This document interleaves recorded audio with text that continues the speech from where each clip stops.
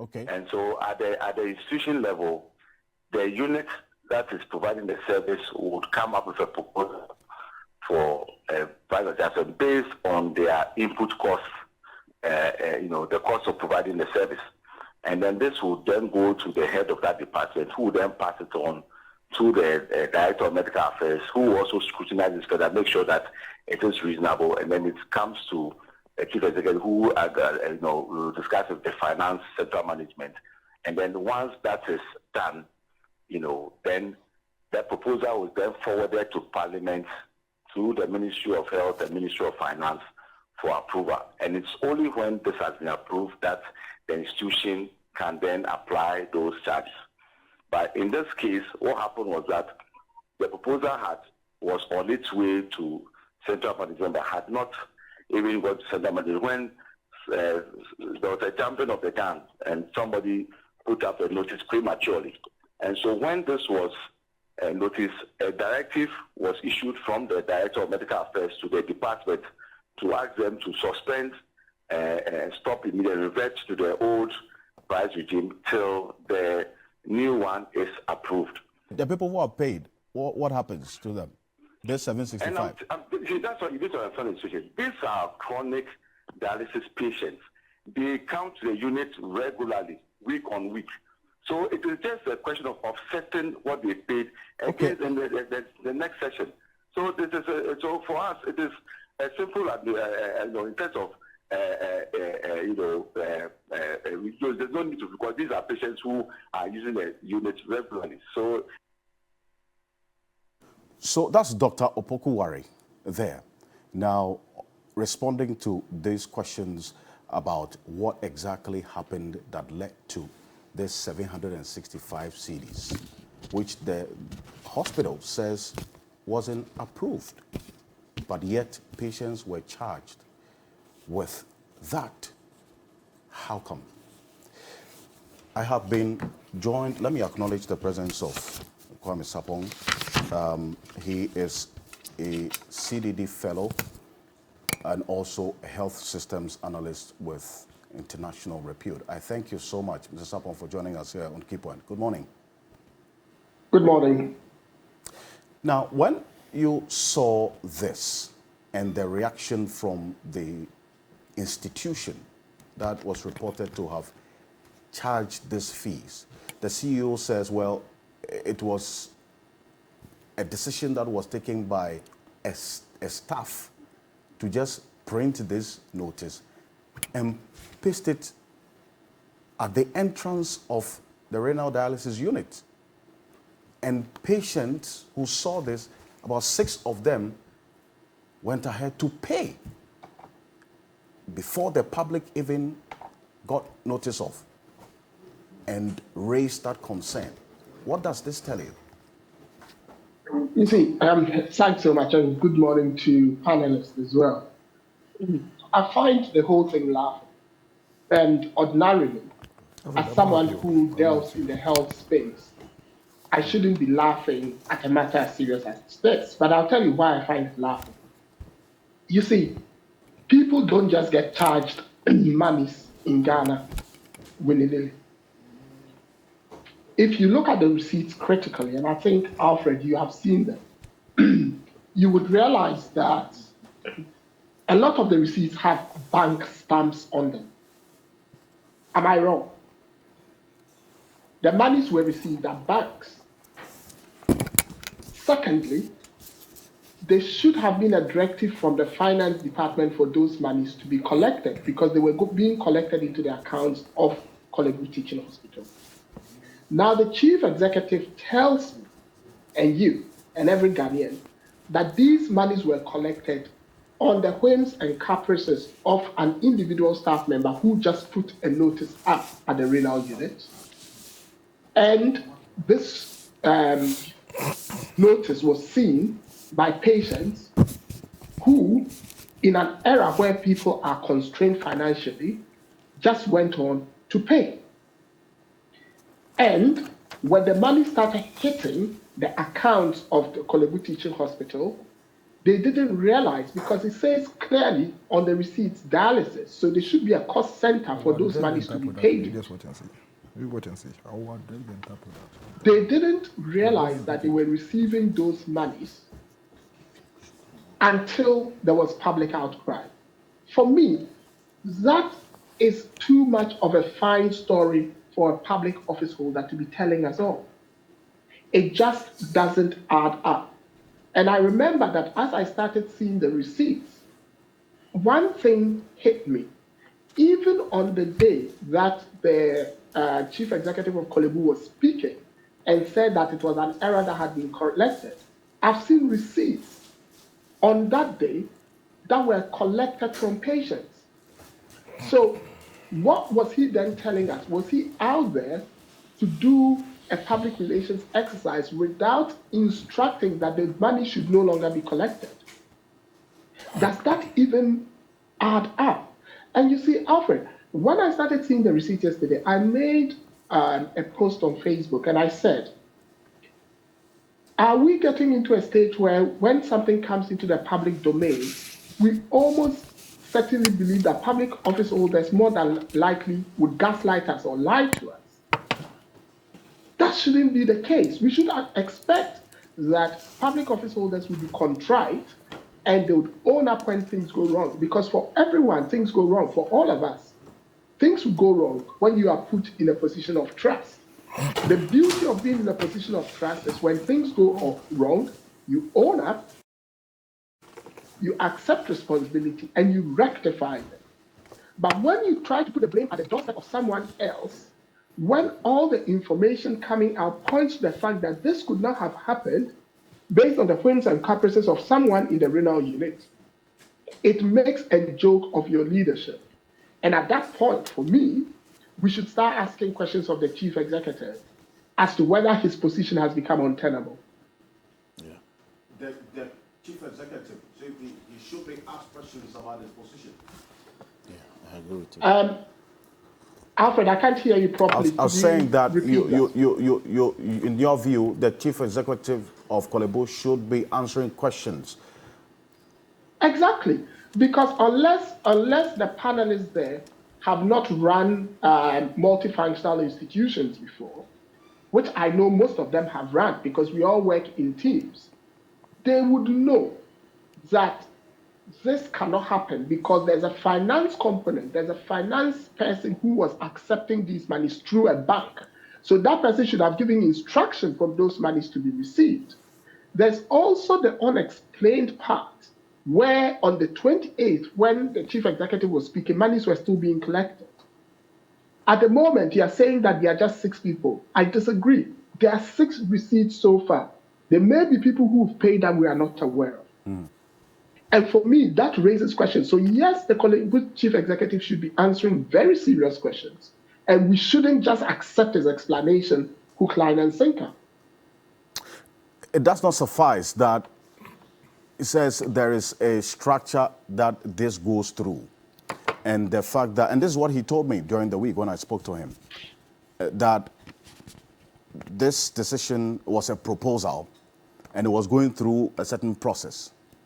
And within the chain of that process, one staff just decided to print the thing and paste it there. And that after the public uproar, it's been withdrawn and people are going to be compensated, sort of, those who paid. Well, Alfred, hold on. The person is telling you the person put it there, jumped the gun. So yes. What about the finance department? Why were they receiving the money? Did they also jump the gun? And this is the chief executive officer. So let's assume that the renal unit got it wrong. Finance has got it wrong. You are sitting, you know what we call it in Infanti? It's called simpapini. You are sitting at the top, not knowing what is happening below you or beneath you. And that, for me, calls his leadership into question. You see, initially, he wanted to put it just at the doorstep of the renal unit, and that's fine. But now we're seeing that finance is coming in, banks are coming in because the monies have been paid at banks. Are you trying to tell me that the banks don't get instructions as to what monies they should receive for payment in lieu of dialysis? Who communicated to the banks? You see, don't let us make these things so simplistic. Sometimes I struggle when we have complex, especially in the area of health, when we have complex situations and we try to reduce it to the barest minimum and say, oh, it is just this small thing and it would be corrected. You see, because this whole renal issue raises larger questions, not just for the collection of the money, but look at the ages of the receipt 25-year-olds, 30 years, 52 years getting chronic renal disease and renal failure. What is happening in our society? What is driving this? Are we researching into this? What is the prevalence rate of renal disease in our country? Do we know? If we are going by the assumption that they say 10% of all reports to our outpatients department are for renal related problems, are we working? Are we checking whether this is on the ascendancy or it's on the decline? You see, so for me, I am looking at it, analyzing the entire span of the system and asking myself, well, you're telling me this, but there's a bigger picture that you are ignoring. And apart from that, Alfred, look, Kolebu has about 400 renal dialysis patients, right? I listened to your interview with the chief executive and I listened to him on a number of stations. In fact, I was with him on another sister station where he said that, oh, they pay the taxes on these renal consumables and afterwards they go and they claim a rebate from the state. And so Kolebu might have a slightly lower tariff than what goes on in other hospitals. The question I ask myself is, if we have roughly about 12,000 patients on renal dialysis across the country, and we are saying that Kolebu is the lowest, let's even use their old rate. How many people can afford even 900 cedis if they have to go 3 times a week? And let's say they are charging them 300 times 4, almost 4,000 cedis just to stay alive. And we must remember that for those who are going to the other units, they may not be able to claim back these taxes. Why do we have taxes on these consumables? Are we taxing people to their death? So you see, I am looking at an entire span. And so it is not just about telling me these, for want of a word, cock and bull stories about how these monies got to be charged, but there are more serious issues that we need to unpick.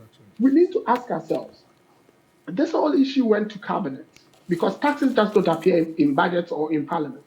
It went to cabinet. So didn't the people in cabinet realize that if the taxes were imposed, it was going to impact on the end user who is the renal dialysis patient who is fighting for their life? It went to the health select committee. Did they not see it as well?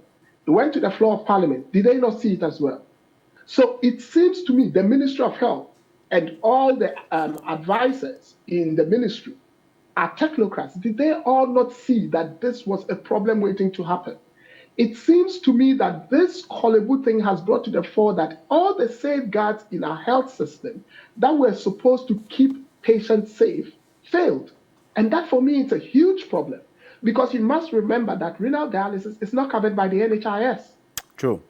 So what at all are we doing? So Alfred, we shouldn't just look at it from the minutiae of what the Kolebu CEO is saying, even though it falls flat when you start analyzing it. But we have a bigger problem we need to deal with. Bigger problem indeed.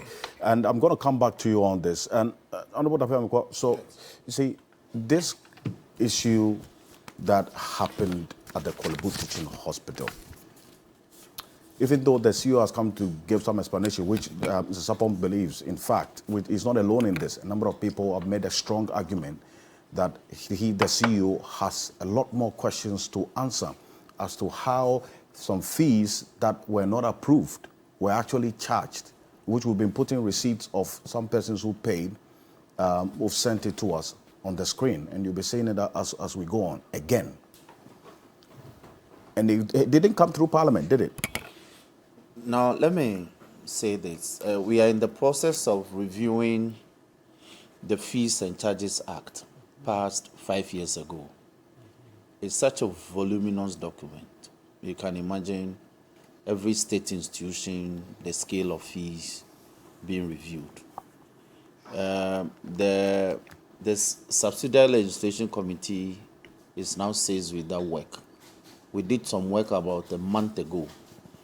The report is being done to be forwarded to Ministry of Finance for their input before the final approval. Now, let me say this. I think it is time heads of institutions, CEOs, MDs, should stop taking the work of PROs of their institutions. This is the kind of problem you can run yourself into if you take somebody's job. This is the work of the PRO. It is the PRO who should be speaking to these matters, not you, the CEO. Not you, the CEO. That is why when it comes to a matter of discipline, then you will discipline and say that my PRO, you fail to acquire all the facts, all the truer facts surrounding this matter before going public. And so for that, internal disciplinary measures will have to be meted out to you. Now you, the head of the institution, you've gone to goof. And people like me are calling for your head that you should be sacked. Now you are pleading. It's not right that MDs are speaking, CEOs are speaking on the simplest of issues. They will not let the state-appointed public officer who is paid, supposed to speak, to be the spokesperson of institutions, no longer handle matters in the media. Why am I saying this? Look at the nature of the notice. Mm-hmm. In fact, it's a standard way of communicating to the public by state institutions. When there are changes like this, you see notices posted on doors in the institutions or notice boards. All right? Mm-hmm. Just to communicate the information to you. Look under whose signature is the notice issued? Head of the unit. So it's false when he claims that this was a notice put out by some busybody. The head of unit couldn't be a busybody. It was a properly communicated information to him that going forward, this is the new rate applicable. And he saw it fit to put the notice in a very convenient way this way. So that when you approach the door and you see it, you have to go back and put your house in order.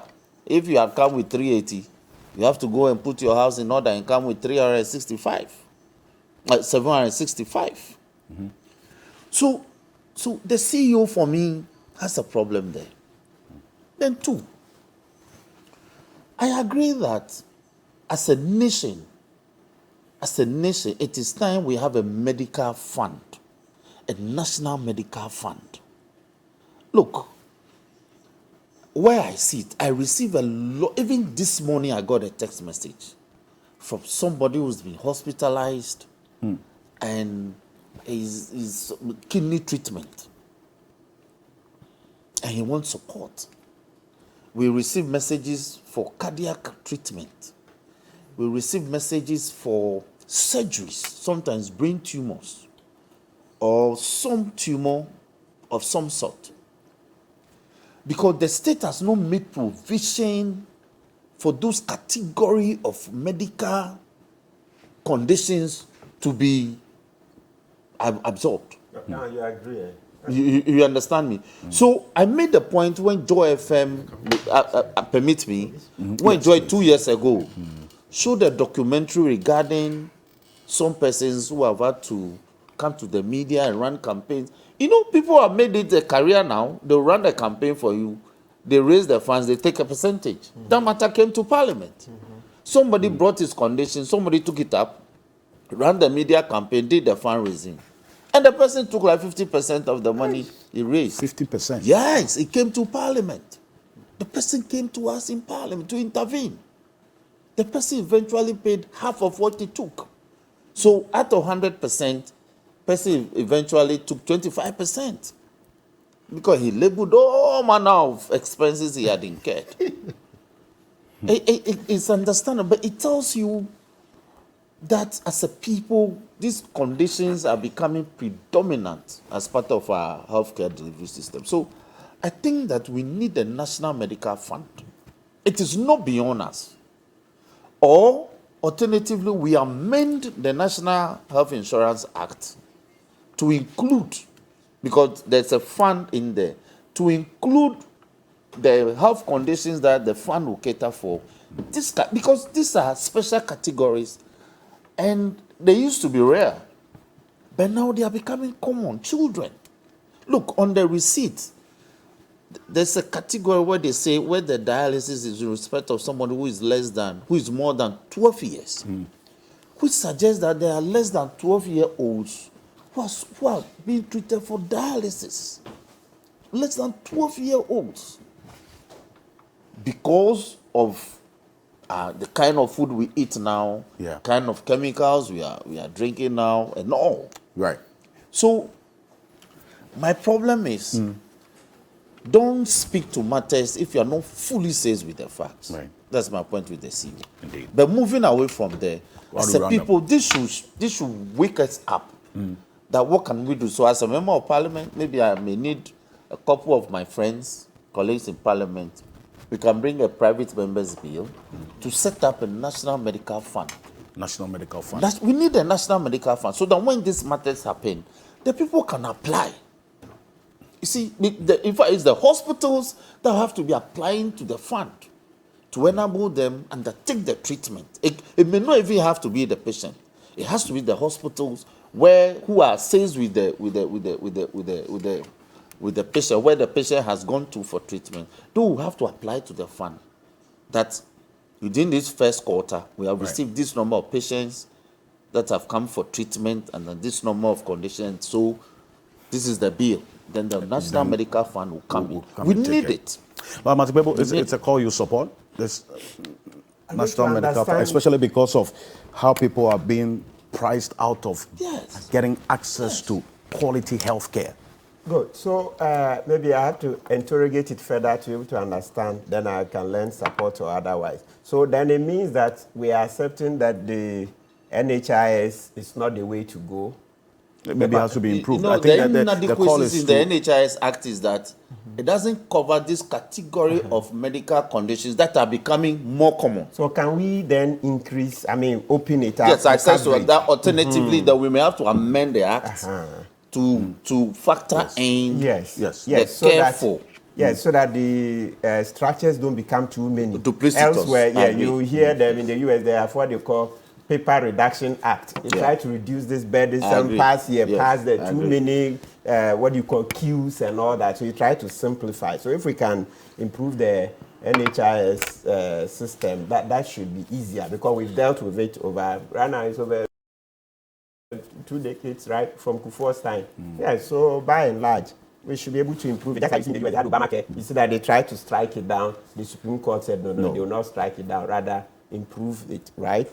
So that's what I would support, because by all means, we need better outcomes. So every day, we have no option. Somebody met me the other day and said, hey, so but this talk, will it work? It will work.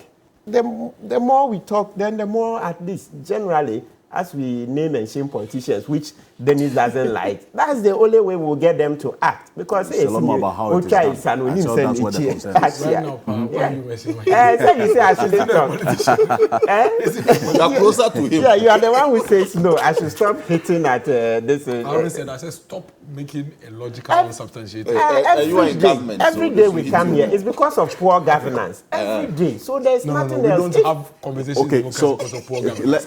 Let's stay focused. It's because of the poor government. So you see, so that would be right, because I think that if we continue like this, then we can get a better outcome. So, and then Alfred, so if I'm done with your question, can I add this side, the CEO's analysis, his response? I think the CEO is taking us for fools. And there's something, and he does not realize. CEO. Yes, Dr. Ampuma. Yeah, he's lying to the public and he thinks, does he forget that he works with people? The first question is that new charge cannot get into the system without his authorization. He's CEO. What is he saying? That accounts can just go into the system. They call it what? Light wave management system. They say it's like the way gift mix works. You mean anybody can just sit anywhere? And we must allow Johnny Hughes for going on this story, right? He first broke it. From what I understand, the system that he works, they operate, Kolebu runs a LHMS system, Light Wave Health Information System. Light Wave Health Information Management System. And it's only the CEO who authorizes those fees.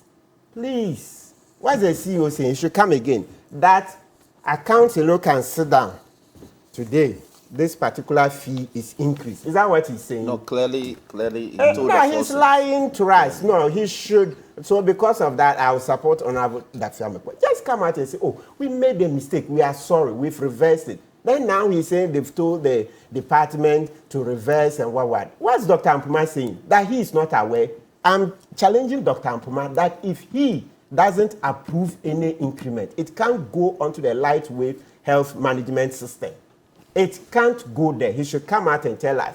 So then it means that if what he's saying is true, then it means that any department, any day that they get up and they are not happy about the kind of fees that they are collecting, they can just go to accounts and instruct somebody that increase the fees. What's Dr. Ampuma saying? He should come again. We will not accept this kind of deceit in public service. Why? Just accept. Oh, it's a mistake. Everybody makes mistakes. Then we will see how to there's a move for it. But you come and, spew out such falsehoods. No, it's not on in a democracy. What's it? You've made a mistake. Just admit. Just admit. What are you saying? That the head of department can unilaterally just walk to accounts. Please, hike up these fees.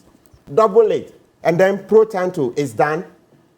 What is that? The banks charges service fees on them. Yes, which is a percentage of how much they collect. No, Dr. Ampuma, please. We are not taking this. We are not taking this from you.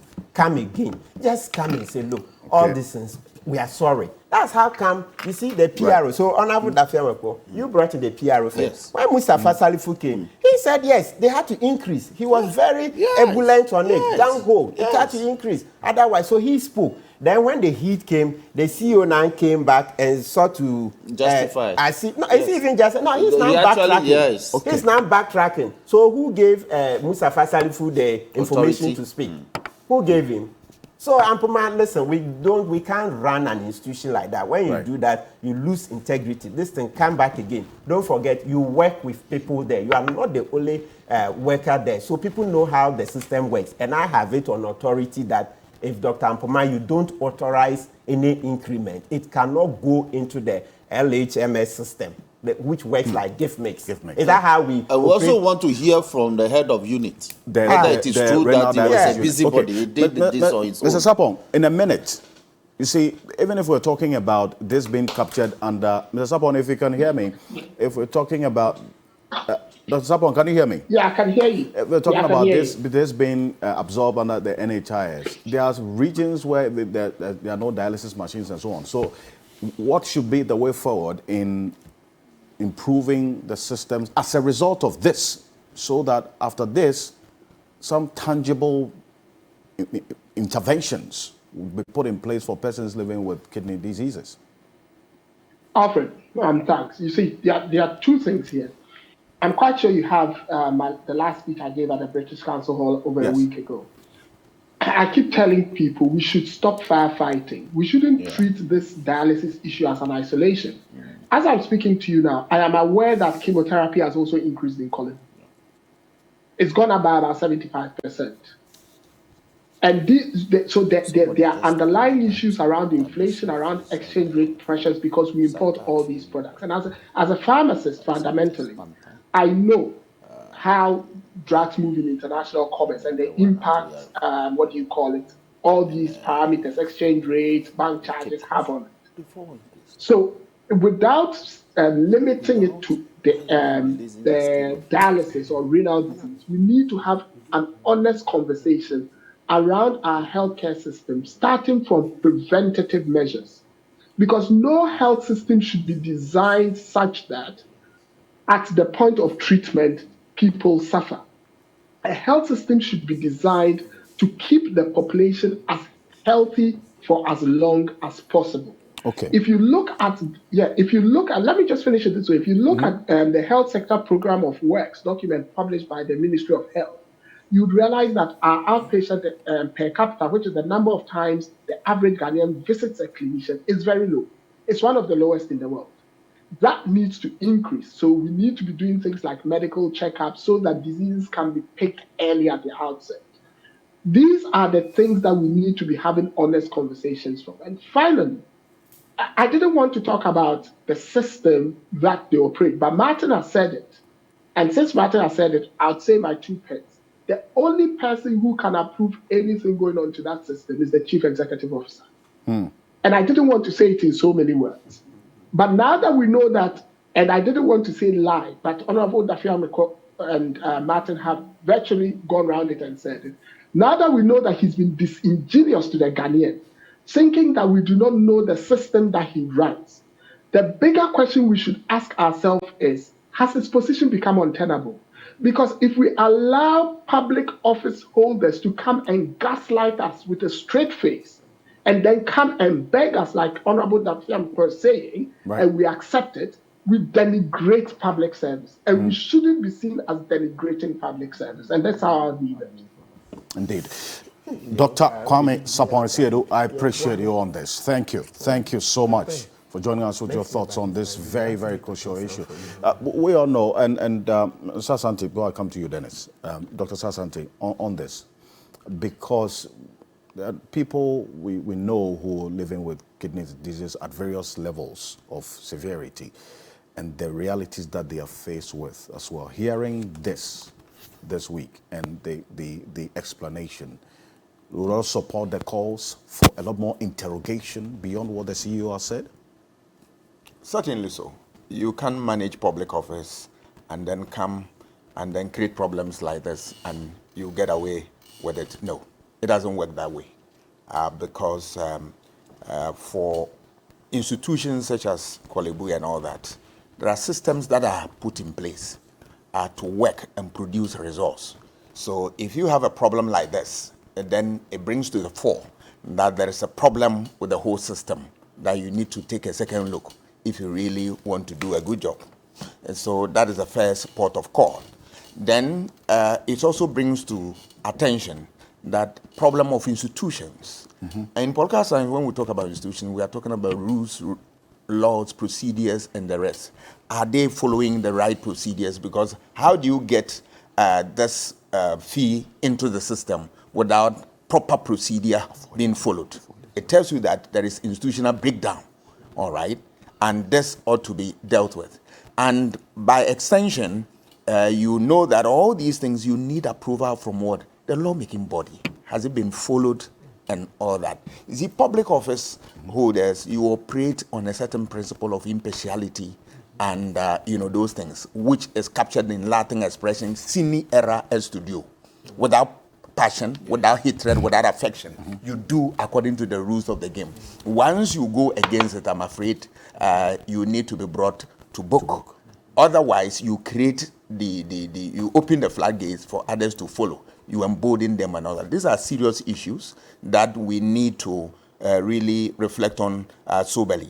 And I'm happy that Honorable, from where he sat, he has suggested something beautiful, the National Medical Fund. It is important.